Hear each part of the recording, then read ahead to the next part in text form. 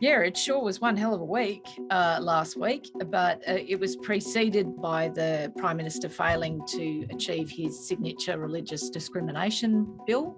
While the Prime Minister's efforts to turn national security as the main centrepiece of the national debate has succeeded, it's one of the coalition's perceived strengths, but today's Guardian Essential poll shows it may have backfired with the electorate.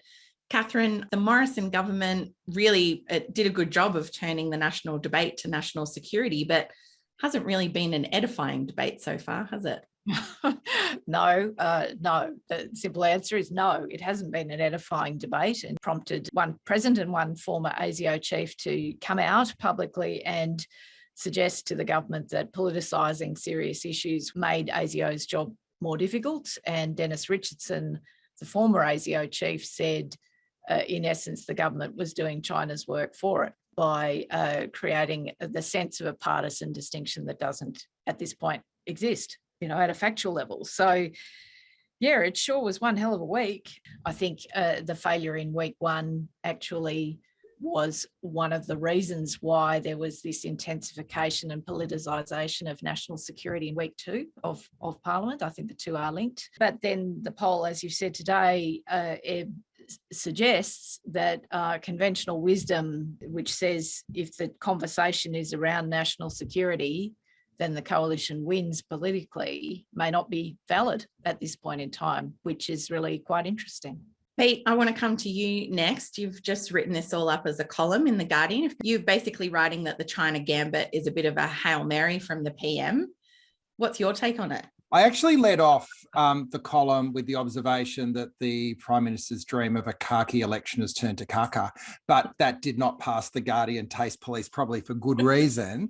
But I think the point still holds that this is an attempt to find a binary issue to polarize the community. And what our polling finds, we can go into it deeper later, is that people don't see it as a binary about being tough on China or giving into China. It is complex. 2/3 of the Australian public see this as a complex issue. So my second point in the column, though, is a bit more broad. When national security scare campaigns have worked in federal elections, and they have not worked very often, 55 Menzies Reds under the bed when Petrov got expelled in the shadow of the election, but it was the height of the Cold War. And then 2001 when Howard ran on Stop the Boats. That was in the shadow of 9/11, cataclysmic global events that were politicised. I think it's lazy to say that the government can just win an election on national security. They've got to do two things. They've got to do an issue that actually hits people in their own life, either materially or at least emotionally. And secondly, they need to find links to the rest of the vibe of the community at the moment. So one more level of thought there. Where we've gone through this really long, hard period of pandemic, we're looking to move to the next phase, and just scaring us doesn't seem to be either A, an act of leadership, or B, particularly constructive. So I just think what we end up with out of this little week-long foray is more the Prime Minister iterating a scare campaign, trying to find a reason for people not to vote for Labor. I suspect he'll do what he always does and just move on to the next one now. And it's probably, I think we saw it at the start of this week, union bosses, here we come.